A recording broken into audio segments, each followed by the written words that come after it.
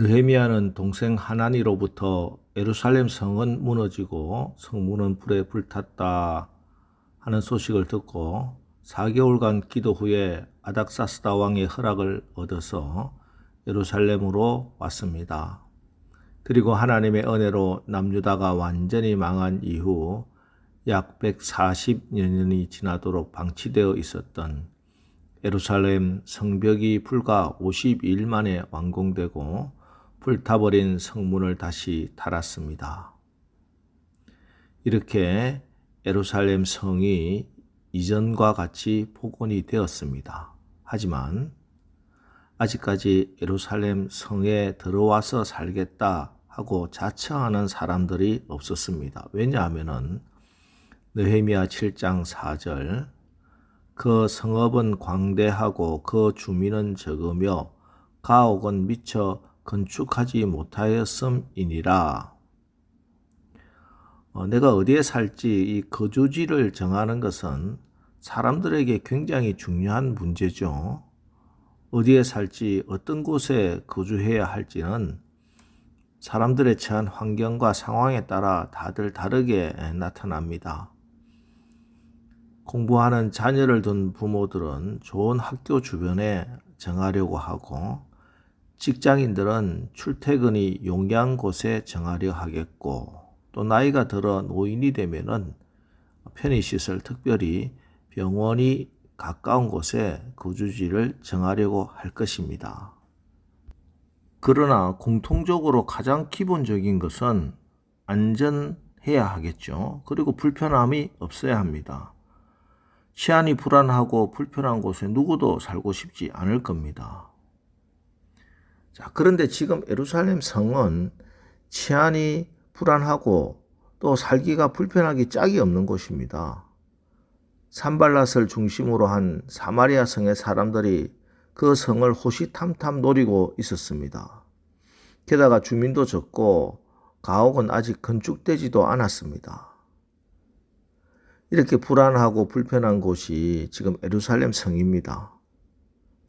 자, 그런데 오늘 말씀을 보면은 이곳에 스스로 자기 발로 걸어 들어가서 살아간 사람들이 있습니다.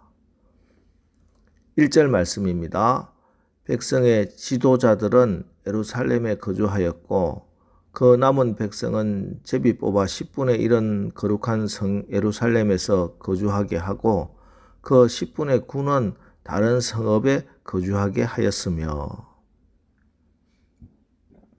그 황당한 예루살렘에 거주할 사람으로 첫 번째 부류는 지도자들이었습니다.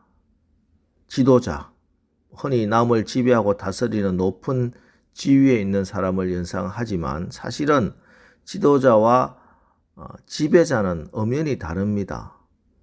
지배자는 다스리고 군림하는 사람을 말합니다. 그러나 지도자는 섬기는 사람입니다. 지도자는 부러움의 대상이 아니라 존경의 대상입니다.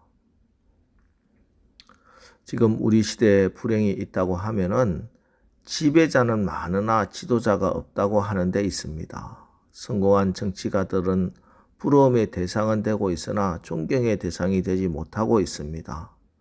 많은 기업가들도 부러움의 대상은 되고 있으나 존경의 대상이 되지 못하고 있는 실정입니다. 지배자는 땅이 쓰는 사람입니다. 기업에 필요하고 정당에 필요한 사람입니다. 그러나 지도자는 하나님이 쓰시는 사람입니다. 지도자는 하나님이 보내시고 하나님이 세운 사람입니다. 하나님의 사람들은 지배자가 아니라 지도자로 살아가야 합니다. 오늘 누구도 살기 싫어하는 곳이지만 하나님의 약속이 있고 성전이 있기에 그곳을 지켜나가야 하기에 그 사명 붙들고 하나님의 부름을 받고 하나님의 뜻을 이루기 위해 하나님께 쓰임받은 이 사람들, 우리는 지도자라 합니다. 오늘 우리가 무슨 정치적인 지도자가 아닐 수 있습니다. 우리가 또 물질이 많아서 적으로 사회를 이끌 수 있는 지도층에 있는 사람이 대부분 아니죠. 하지만 우리는 모두가 다 영적인 지도자들입니다. 우리가 다 하나님을 먼저 만났기 때문입니다. 오늘 하루를 살아가시면서 내가 속한 공동체에서 먼저 예수님을 만난, 예수님을 가장 깊이 만난 사람, 예수님을 제대로 만난 내가 바로 영적인 지도자가 되는 것입니다. 그러므로 우리가 먼저 모범을 보여야 하겠습니다.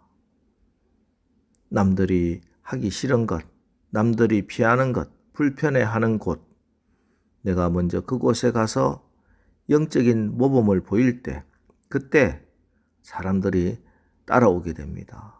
복을 빌어주게 됩니다. 그때 하나님의 뜻이 이루어지고 그곳에 하나님 나라가 임하게 되는 것입니다.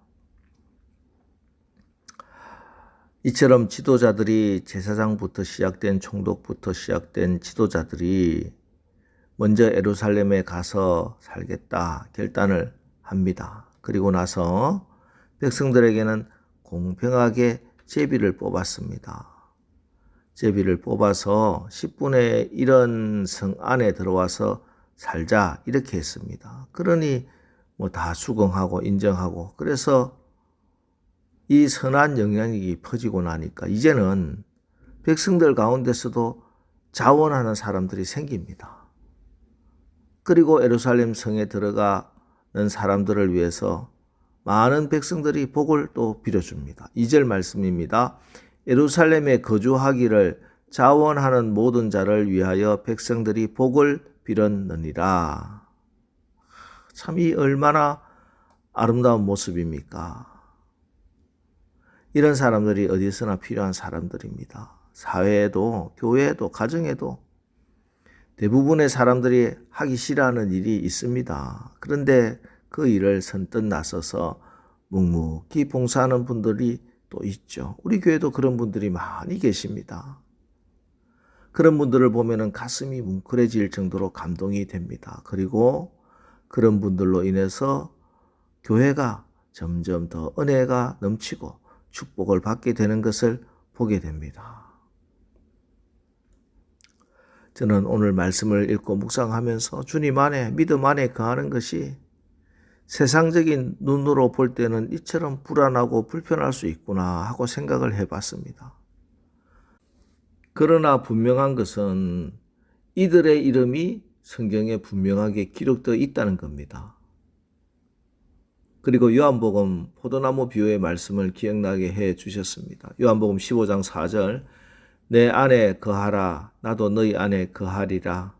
가지가 포도나무에 붙어 있지 아니하면 절로 과실을 맺을 수 없음같이 너희도 내 안에 있지 아니하면 그러하리라.